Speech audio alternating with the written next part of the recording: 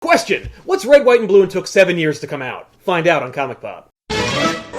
Hello, population, and welcome to Off the Rack. I am Sal. I'm Ben. And I'm Tiffany. The comic book review series, we take a comic, break it down by its writing and art, and let you know what we thought about it. Today, we did Captain America White, number 0 and 1. This is a book where Captain America's origins retold, but from Jeff Loeb and Tim Sale, who brought you those awesome old Marvel Color series, like Hulk Gray, Spider-Man Blue, Daredevil Yellow, which we did a back issues on. If you click the annotation here, you'll see the episode. It's a lot of fun. It's a good episode, but stay tuned for this, because we're talking about Captain America White. 7 years after the first issue of this series. Issue. All right, the zero issue. preview Okay. Zero issue came out. Yes. So there's a lot to talk about, but let's start off with our first impressions of Captain America White, number 0 and 1, packaged kind of together. What do you guys think? I kind of like where the story is going, but I get the feeling it's not really for me. It's a interesting sort of, I guess, relationship between Cap and Bucky that I have never understood before. Because I'm so enthralled with the current movies that are going on, I only know Bucky as an older friend, or at least equal age friend, to Steve. Yeah. I had no idea that Bucky was originally like a young teenager when Steve was already in the war and was already Exactly. Captain America. Yeah, no, he was Robin. Yeah, not even a clue. Kind of, not really. I mean, they do establish the fact that there is not that much of a gap in between them. And But they do even look though very They do look very different. in They're age. drawn very differently, and I think that's just supposed to harken back to the idea of, like, he's still kind of that father figure, but not really. Because in the interviews in the back of the Zero issue, when they're talking about how they were supposed to be doing this in the first place, but that's from 2008. The interview is from 2008. It doesn't explain why there's a gap. They do talk about the fact that there's a difference between the Batman-Robin relationship that Sale has worked on and the Captain America-Bucky relationship, because Cap in this is supposed to be in his early 20s, and Bucky is maybe 6 or 7 years younger than he is. So it seems like there's a significant gap, but there really isn't. Right. It just happens to be at a crucial point in, like, their maturity, essentially. Right. Okay. All right. I also really kind of enjoyed it. I just finished reading a really, really awesome older Mark Waid written Captain America origin retelling, and so I can't help but keep comparing it to it for some reason, and I preferred it to this. That said, the combination of Tim Sale and Jeff Loeb, especially from back in the day, was much more appealing.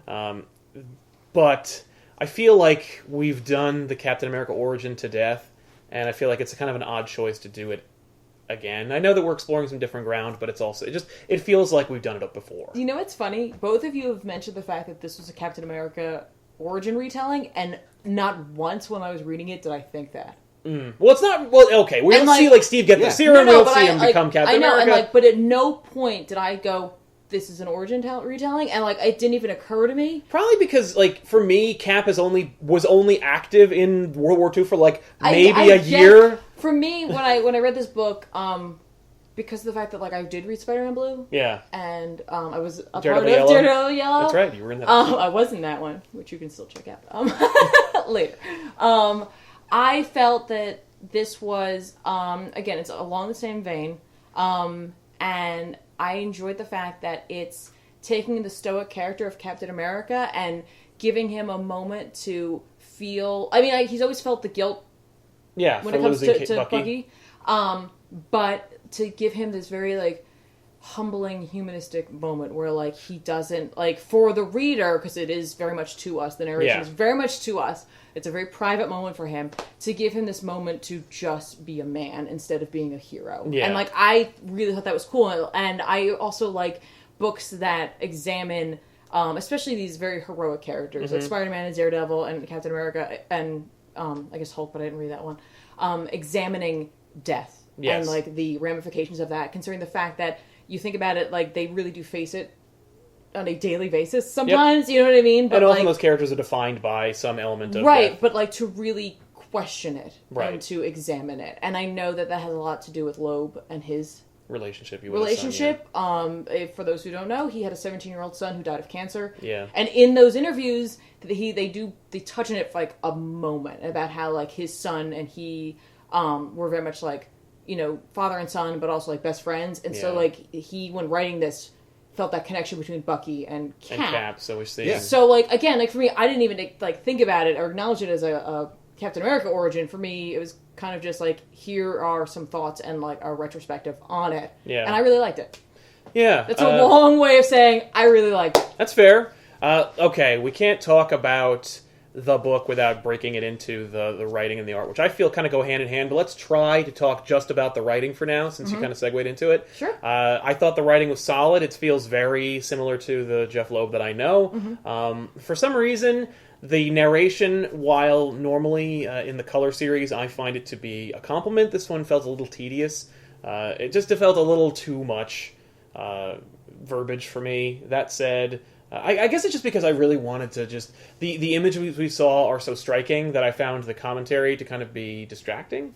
But overall, I think the story's good. I like the dialogue, and I feel like the writing itself is still on par with classic Jeff Loeb Tim Sale. This is the Jeff Loeb you like, as opposed to the Jeff Loeb that wrote Ultimatum. See, I really like the juxtaposition of the images with that kind of. I mean, it's dour. It's them doing it. Narration. Like that's what they do best. Yeah, and I really dug that. I think part of the tedium possibly of the narration is because we already know that Cap has that guilt for Bucky, but at the same time we knew that Spider-Man had that guilt for Gwen. So I mean, like when I started examining, I was like, if I start pulling at this string too much, like no, like I kind of like the narration, like, but I like that oftentimes somber sort of read. So I don't know what that says about me, but I dig it. I also dig it. I think one of the things that makes it really relevant is the fact that even if you're hearing it for the third, the fourth, the 10th time, that wound is always still fresh for Cap. It never goes away, that pain. And I thought the use of blue for the commentary, or for his narration, was really good because it brought that sadness into it just by seeing that cool color. See, that bothered me overall because of the fact that this is a Color series. Right. And the color, as, again, they talk about in the interview in the back, which is me, like, saying, maybe you want to, like, you don't have to read the whole thing. It's really long. It is. Skim it. There's a couple of really fun questions in there, but they do talk about the series, and the whole series is colors overall, and the fact that the colors mean something for each of them, but it is very much a rudimentary meaning, and you don't have to really go deep. For Spider-Man, it is the blue and how he felt blue when Gwen wasn't there. For Yellow, it was the cowardice. Mm-hmm. So for me, the fact that they didn't use the white as much... Yeah. Like in that speech bubble thing, like, I was like, I understand what you're saying there, and I know that Cap wears the color blue, and often they use that color to indicate who's talking. Mm-hmm. I was like, where's the white? Yeah. But I don't want to get too much into the art if we're not done talking about the writing. Exactly. So. No, I think No, I think it's a really good segue into the art. Yeah, I agree.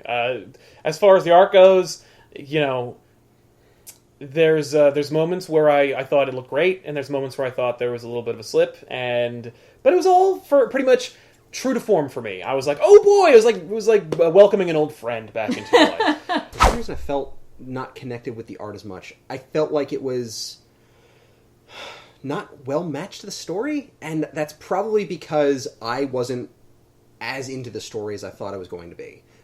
Because it was the whole connection between Cap and Bucky, because it was this retelling of how they became a team, and I kind of understood it, but I was also a little thrown off because I'm not so into the history. I didn't feel as much of a connection to it. First of all, Sale's art, I always think is amazing. Yeah. But it's incredibly stylized, and therefore I feel like it's a place where people either like it or they don't. You know what I mean? Like, it's something you've really not seen before. Yep. If you've never experienced Sale's art, like, you don't come across it typically. Yeah. When we read issue 1, yep. Because don't forget, in this issue, it's issue 1, and then issue 0 is a reprinting of it from the 2008 run of that. Well, it's 7 years. It's kind of important to toss that in. Right, but they put it at the end. Yeah. So you read 1 first. And when issue 1 opens and we see of the Avengers waking Cap up, I was like, oh, what the hell? And I just wasn't a fan of the way that Sale portrayed the Avengers. For me, some of the characters look like a really weird cross between, like, Romita Sr. and Frank Miller, which is like, this is a really weird combination of things. It is. And then we go into the present, which I thought was really cool that in the present day, the art is digital art, so it's, digital coloring, digital inking, and all the past stuff is the standard Sale, ink wash, hand inked. The panels are, like, the borders around the panels not perfect. Are hand painted. That's what I want to see. Well, yeah, because typically when an artist is doing that, instead of using a pen, they'll use a brush, and they'll ink it that way, along with the watercolor washes over those. And the first few pages of this book, of issue 1, I was like, what the hell happened? By the end, when they got to the nightclub, I was like, there he is, right? There's Tim Sale. Went into this book, I had no idea there was a gap. Read issue 0, I opened, like, I go flip to the next page, see the cover, and it says reprinted of issue 0, and I was like, what? Stopped right there, looked it up, realized there was a 7-year gap. When you open issue 0, when you open that issue, that book is spectacular looking for me. It's amazing. And then I thought to myself, there's a 7-year gap in art. Yeah. Tim Sale is 59 years old now. He's older than he was, right?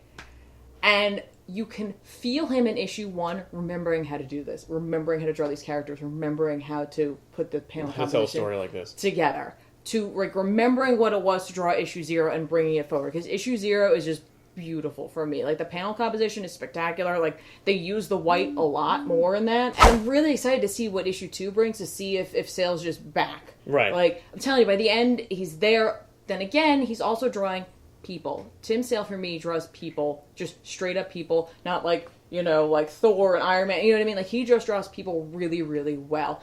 And what's interesting was, in the Avengers, like, that shot of them, for me, the other than, like, you know, Thor looked a little strange, Iron Man looked weird. I know it's an older costume. Yeah, that Iron Man did look a little iffy for me. But in the interviews in the back, they make fun of the fact that Jeff Loeb tries to make Tim Sale draw cars a lot, which makes me think that maybe he's not a fan of doing metal items or like robots or like, you know, mechanical items in general. Yeah. So I was like, like that could be what that is. Then I thought more about the fact that sometimes in like the panels, there are like, some panels aren't that great, like, and some of them are. The fact is, he's hand doing it. Yeah. So you need to make a call at that point. If you mess up a little bit, do you just keep going, or do you start the whole, like, that panel over again? Yeah. For the most part, you just keep going, because you got to stick on deadline. That's right? Just overall, like, again, Tim Sale, for me, I like his art. I like that, like, really illustratory feel in general, and that's exactly what this is. It's a noir, and it's dark, and he's got, like, that heavy outline, but, like, his line variation is just incredible. And I know Ben mentioned that, like, the art didn't really connect for him, but for me, those hand-drawn panels for all the stuff in World War II is what it feels like Captain America would remember. It harkens back to that time period for me. Like, it feels like it was, like, this incredibly detailed, beautiful work that may have been unearthed from that time period, and they slapped it right in there. Like, just ripped out of Cap's mind and put on the page. Just, like, I don't want to call it, like Norman Rockwellian, but, like, it does have those elements, but his work often does, like, when he did Superman... For All Seasons. Yeah, exactly. That's a Norman Rockwell book. That is a Norman Rockwell book, but it just, like, some of the elements to it have that feel, because, like, Cap is kind of that essence of, like, all Americana, and that's how he's drawn here. It's the best generation. It is, and, like, but they, like, how he's drawn in this book is that. By the end of that book, when they're in the club... Those panels, they're just gorgeous. The women, the GIs, everything is spectacular. I will say that's the moment where the book finally, like, pulled me back in. Yeah. Because I was kind of just going through the motions. I was just kind of, like, reading it and appreciating it, but it was only until we got to Casablanca where I was like, oh. Yeah. And I mean, I know some of the times, like, with the action's a little hokey for me, but I was like, that was the time period. Yeah. It worked. So, like, that's fine. But you have to remind yourself of those things, that, like, this is not a modern... telling of a book. This is a book that they're like, let's bring it back. Let's like root it into like that nostalgia factor. So right. I loved Cap standing off against Dum Dum. Just that panel of them looking at each other, because I didn't realize Dum Dum was that tall. He's huge. Yeah, he's a big monster of a man. If you dig the color series, you go for it. I mean, like, I don't know if this is a book for Cap fans necessarily. I mean, like, you might dig it, but like, it's different. Yeah. You know, like it certainly it is Cap like punching Nazis, but it more has to do with the relationship between he and Bucky, and like, if you're not looking for that, then maybe this isn't the book for you. This is definitely going to be a more emotional book than I was expecting. I think definitely as we go. I wonder if they're going to bring it into the Winter Soldier. Possibly. I think I just figured out how the whites are going to work into it. Yeah, right? Oh. Anyway, thank you guys so much for watching this episode of Off the Rack, and before you go, I want to invite you guys to be part of a new thing we're trying out, which is, I couldn't think of any other better word. So we have a Patreon. So if you go to patreon.com/ComicPOP, it's right here on the screen, but also in the description box down below, you can actually get involved with getting kind of Comic Pop up there and getting us some new stuff. We're looking to improve our equipment, our studio space, pay some people. who are involved, and just overall make Comic Pop a better experience. I'm not going to look to get rid of anything or change anything drastically. Just make a better product for you. And there are some really fun incentives. So all I invite you to do is just go to the Patreon page, check it out, and see if it's something for you. Otherwise, we'll see you guys next week with an all-new episode of Off the Rack. I am Sal. I'm Ben. And I'm Tiffany. Thanks a lot for watching. Do you know in the back they asked the interviewer, they're like, so what's the next color? Like, some people have been asking for like, Venom Black or Dazzler Rainbow. Oh my god. And they're like, no. They're like, what? They basically were like, yeah, here's the thing, Spider-Man, Daredevil, Cap, they're really like iconic characters. Yeah. Dazzler and Venom? Yeah. I was thinking like Iron Man Red. Nah, that was the question was those two. That's stupid.